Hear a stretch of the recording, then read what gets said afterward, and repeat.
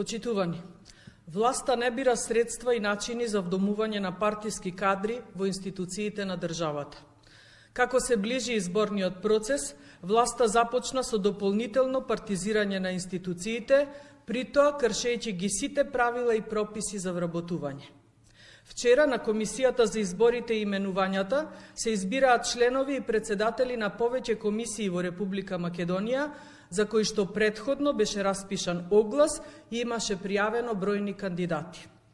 Во нормална држава за вакви комисии, како што се Комисијата за заштита на конкуренцијата, Комисијата на Агенцијата за електронски комуникации или пак Комисијата за заштита и спречување на дискриминацијата, очекувано би било да се изберат пред се кандидати кои ги исполнуваат условите пропишани со огласот, но и кандидати кои со своето знаење и експертиза ќе допринесат за подобро и поефективно работење на ваквите комисии. Но, реалноста со владењето на СДСМ и ДУИ е друга. За нив не е битна квалификацијата на кандидатите, туку меѓукоалицијскиот пазар за вдомување и полнење на комисиите со партиски војници. За да биде иронијата поголема, условите кои што самите ги пропишаа во огласите за кандидатите, колегите од власта на комисијата не ги почитуваа.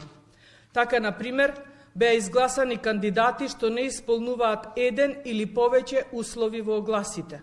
Во најмала рака, за ваквите кандидати што не ги исполнуваат условите пропишани со огласите, не би требало ниту да се расправа, а камоли да бидат избрани и изгласани за членови во комисиите. Како пратеници од ВМРО ДПМН, иако реагиравме на ова незаконско работење, сепак не наидовме на разбирање, бидејќи пратениците од власта само немо и без никакви аргументи ги протна овие партиски војници и си ги погазија огласите кои тие самите ги распишаа. На огласите имаше пријавено многу кандидати кои што не само што ги исполнуваа условите за избор, туку има и впечатливи биографии кои беа далеку поквалификувани за местата за кои аплицирале. Еве како на дело се однесува власта. Додека устите им се полни со професионална и квалификувана администрација, нешто што е забелешка и во извештајот од Европската комисија, во реалноста се вработуваат неквалификувани партиски послушници што немаат никакво искуство во тоа што треба да го работат. Замислете како име на оние кандидати кои што ги исполнуваат условите од огласите и се стручни во областа, кога ќе видат дека се одбрани партиски луѓе кои што не ги не исполнуваат условите да се пријават на огласите. Ова е класичен пример и показател за една од причините зашто стручните кадри се иселуваат од Македонија. Власта покажа дека квалитетот и стручноста воопшто не се битни за неа, туку единствен услов е да котираш добро во круговите и да имаш блиски луѓе до партиските врхушки на власт. После ова, мене не ми е јасно зошто воопшто се распишуваат огласи за избор на членови во овие комисии, кога истите не се почитуваат. Ова ја покажува само паниката која што владее во СДСМ од губењето на власта на наредните парламентарни избори и затоа во наредниот период очекуваме многу вакви преседани и незаконско работење.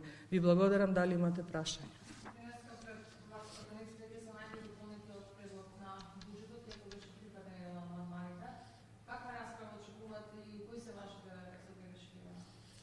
Па да, расправата прво нели помина на Комисијата за финансирање и буџет и таму мислам дека 90% од пријавените и од поднесените амандмани доаѓа од страна на опозицијата.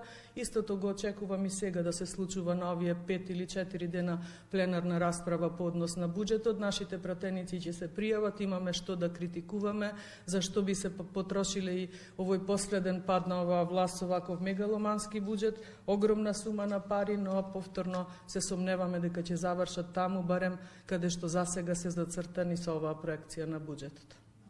Во комисиите што ги споменавте, ја составите антикорупцијската комисија и низините членови, бидејќи и тоа гласање ќе се најде денеска на пленарна седница, но мора да има некако ќе постапи познат антикорупцијската конкретно. поднос на антикорупцијската комисија, оваа комисија за прашање на изборите и именувањата заседаваше на посебна седница и нели веќе втор пат ние го почитуваме она усвоено правило да се интервјуираат кандидатите. Истото се случуваше и за антидискриминаторската и тука мислам дека се согласивме околу кандидатите што се избраа, така да сметам дека нема да имаме забелешки за избраните кандидати.